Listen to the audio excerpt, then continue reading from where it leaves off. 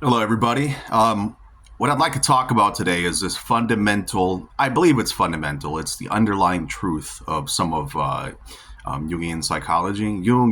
Carl Jung is an up and well, he was a very influential um, intellectual. So he was a psychiatrist by trade, but what he really ended up doing was starting a religion. And there are some people who have followed in his footsteps, established the Jung Institute, and there are Jungian um, therapists who train, specializing in his work and in his techniques. Um, what I think is the most fundamental principle, and I will quote Carl Jung himself when he says this. Carl Jung himself said, um, "The world will ask who you know, what or who you are, and if you do not know, the world will tell you." Um, so this proves that, and this is a very psychologically useful and powerful tool for us to be able to use. It helps us against manipulation by others when we know who we are.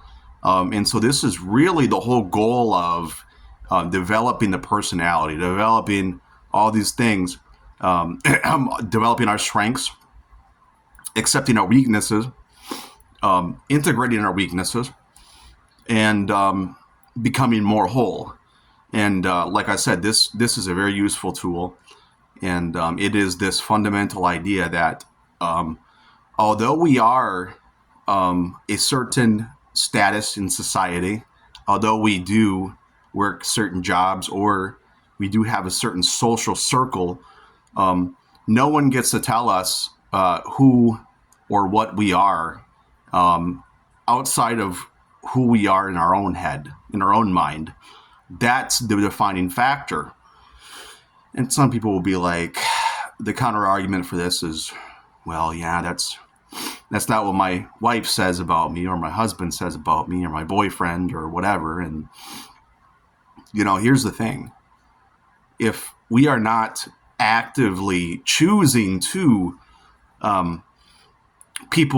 have people in our lives that reinforce our ideas, and yes, there are delusions to a certain point. Obviously, you go around saying you're Bill Gates. You're probably not Bill Gates. But there's this idea of accepting yourself and developing yourself in the face of society, in the face of other people. And that acts as kind of like this crucifixion process to strengthen the ego. The unconscious is constantly trying to become conscious. And the ego is kind of like society. And these pieces come together beautifully if we let it, but they're all struggling for life, and there's all different kind of sub-personalities and entities that live within our unconscious mind, and these things are very real. They are, Carl Jung himself said when he did experimentation with his unconscious mind through active imagination and journaling, he came in writing the Liber Novus, which is the Red Book.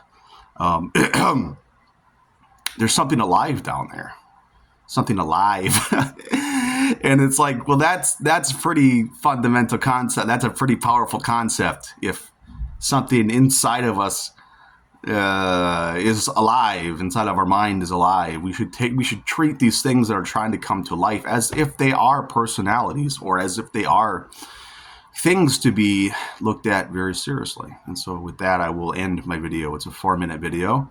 I created this video because with no notes, just spontaneously impromptu.